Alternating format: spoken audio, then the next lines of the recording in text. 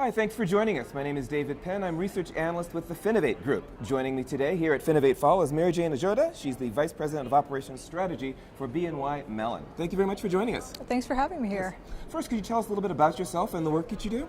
Sure. So I work within operations strategy at BNY Mellon, which is an investment services and investment management company. We're primarily known as being a global custodian bank, and my focus is emerging technology and Fintech, particularly within operations to make us more efficient.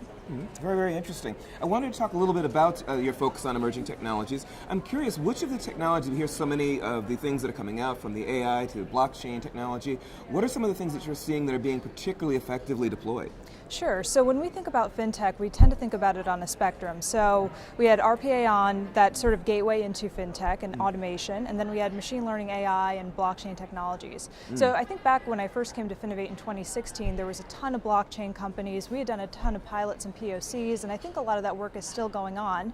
But where I'm really seeing impact is the use of machine learning, AI technologies, really more broadly being able to actually leverage data science to improve our processes and actually get some bang for our buck in how we're deploying it there. So to give some examples, we're thinking about ways in which these technologies, particularly around data science, can help us in routing, forecasting, et cetera, and those are real world applications that we're pursuing today. Yeah, very, very interesting. There's quite a bit of talk, as you know, about machine learning, AI, and their implementations. Your conversation that you're going to be having later today, I believe, is going to be focusing on AI in the enterprise. Could you maybe give us a little preview of that?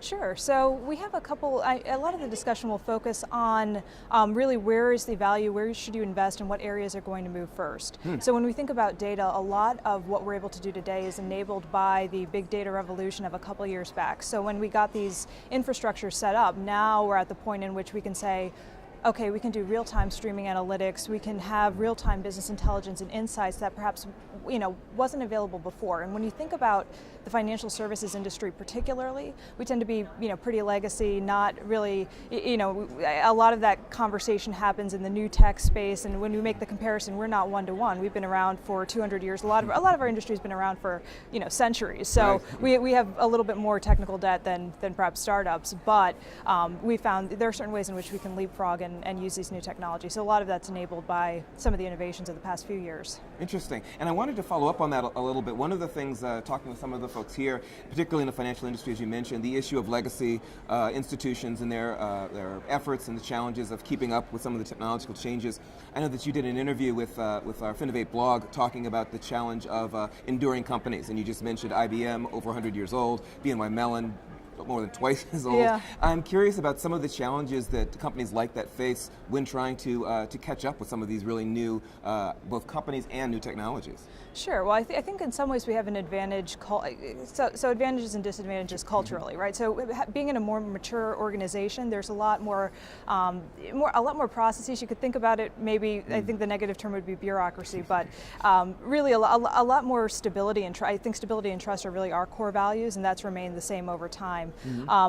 It helps to integrate some practices like Agile. I think is a great cultural practice and a great software development practice that you'd see a lot of enterprise firms trying to integrate and embrace instead of moving along a waterfall pathway. So certain practices we've been able to integrate into the organization, but I think what's been really beneficial is having that mature sense of process, mature sense of risk, risk and controls. So I'm actually more on the side of enterprise being, you endure for a reason. So I would anticipate, let's see how things pan out over the long term. Sure. That's a really interesting perspective to make. We were sitting down with somebody from Oracle, for example, and he was making sort of a similar point that there is something to be said for having been around for a while. As you said, you're usually around for a reason. Very, very interesting. One last thing I just wanted to touch on. You mentioned that you'd been here for the first 2 days of Finovate Fall. I'm curious, and don't feel as if you have to name any names, but were there any technologies or anything that you saw by way of trends that particularly caught your eye? Well, it's been interesting to see how Finovate has evolved over the past few years that I've been here, and it's been running for a long time. So in 16, I saw a lot of blockchain companies. 17, that trend kind of decreased a little bit, or maybe your curation got a little more strict. I've seen a lot of customer experience and digital experience. So this is one area in which I think for us as an institutional bank, there's a tremendous opportunity. So traditionally we have email and things like that, but there's a ton of co-browsing, video browsing, browsing, just things to improve how we're interacting with clients that I'm seeing. Perhaps the retail side they necessarily need to, since they have millions of people they're interacting with, and so perhaps they've taken up that side pretty quickly, but definitely that's been a trend that's come out to me in a lot of the discussions here. And it's also tremendously important, some of the work they're doing on financial inclusion, and that's a new area for us because we don't deal with retail customers, so a lot of these principles that some of the companies here are pursuing are a pretty good learning experience for me on where their focus areas are. Oh, excellent, fantastic. Well, thank you very much for sitting and talking with us for a little bit. Yeah, thank you so much for having me. I appreciate it. Thank you for joining us as well.